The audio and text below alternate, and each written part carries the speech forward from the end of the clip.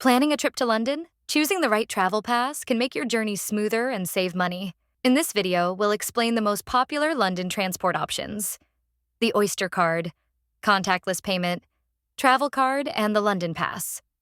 Let's break them down with prices and pros and cons, so you know which one fits your trip best. First, Oyster Card. The Oyster Card is a smart card you tap in and out on trains, buses, and the tube.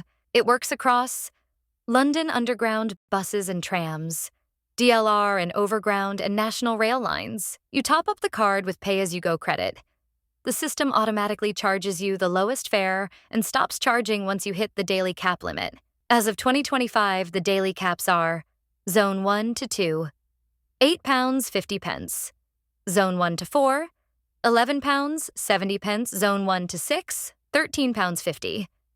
The good thing is, once you hit the cap, all travel for the rest of that day is free.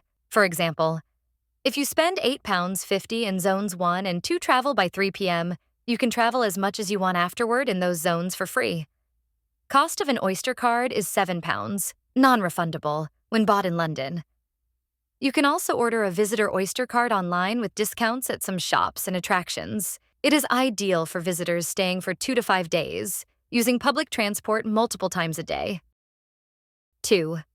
Contactless payment. Bank cards or phones. If you have a contactless debit credit card or Apple Google Pay, you can tap just like an Oyster Card.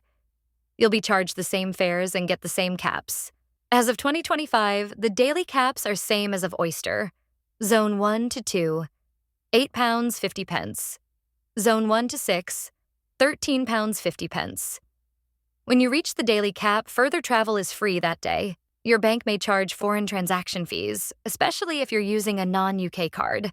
But on the other side, it is good for tourists with international cards that work in the UK, and people who want a no-hassle, no top-up solution. Third, Travelcard, paper or Oyster-loaded. It's a travel card that gives unlimited travel for a fixed time in selected zones. It comes as a paper ticket or can be loaded onto an Oyster Card.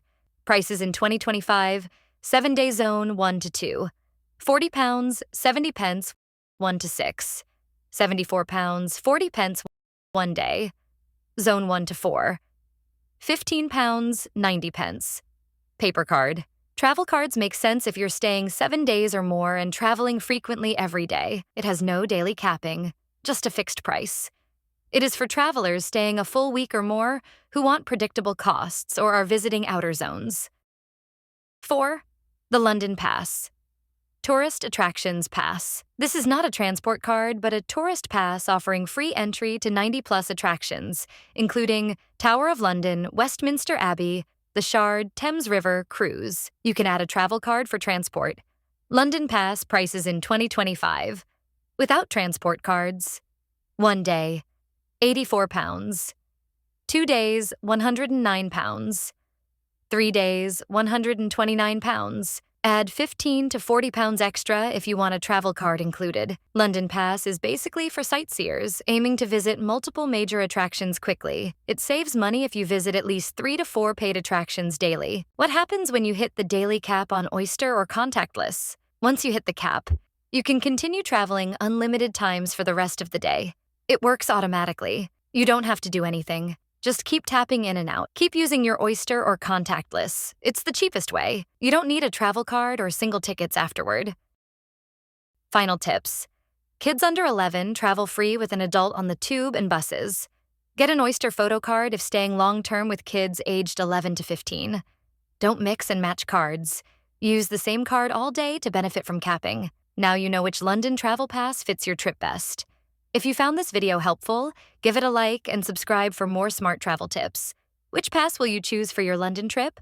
Let us know in the comments below. Thanks for watching.